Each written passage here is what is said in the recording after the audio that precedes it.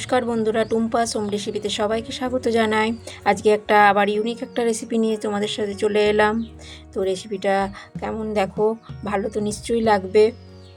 দেখো প্রথমে দেখো আমি আলু নিয়ে নিয়েছি, মানে 4-5টার মতন আলুটা এই রেসিপিটাতে দুটো জিনিস দিয়ে হয়ে যাবে। আটা ময়দা আমরা তো এই গরমে আর ভালো লাগছে না এসব খেতে, আটা ময়দা। তো এই দুটো জিনিস দিয়ে দেখো কত সুন্দর একটা রেসিপি আমি করে নিচ্ছি। প্রথমে দেখো 4-5টা আলু দিয়েছি, 1 বাটি চালের গুঁড়ো দিয়েছি, তারপরে দেখো একটা বড় একটা গাজর গ্রেট করে দিয়েছি, একটা বড় একটা পেঁয়াজ দিয়েছি, হ্যাঁ, আর একটু ভাজা মশলা দিয়েছি, সামান্য হাফ চামচ নুন দিয়েছি, আর একটু চিনি দিয়েছি।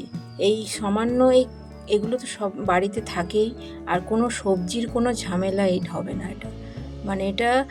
এটা আলুর সাথে এই চালের গুঁড়োটা এরকমভাবে মেখে এত সুন্দর তৈরি হবে রেসিপিটা, এটা একবার খেলে আরেকবার খেতে ইচ্ছে করবে।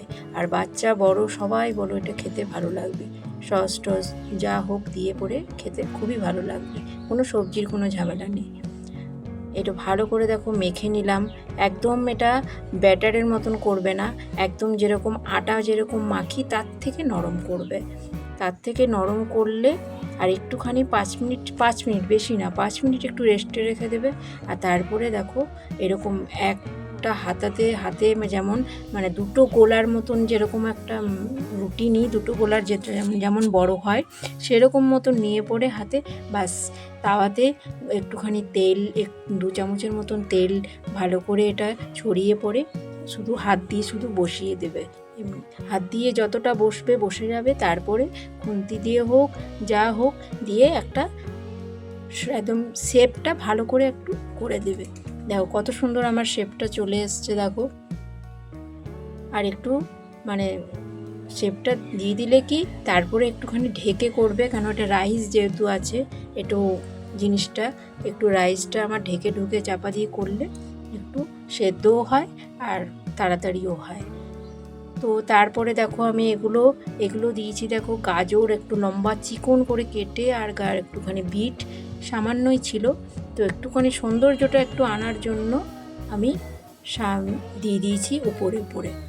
দেখো কত সুন্দর উল্টিয়ে দেখো, তারপরে দেখো উপরে আমি আর একটু 2 চামচ তেল দিয়ে দিলাম আবার। এটা তার উল্টালাম, তার মধ্যে এই তেলটাতে ভালো করে হবে। দিয়ে পরে দেখো তো একটা তো আমার হয়ে গেল, নামিয়ে নিলাম। তারপরে দেখো সেম আরেকটা দেখো, তোমাদের বুঝতে যদি অসুবিধা হয় তো আরেকটা দেখে নাও কেমন করে করছি।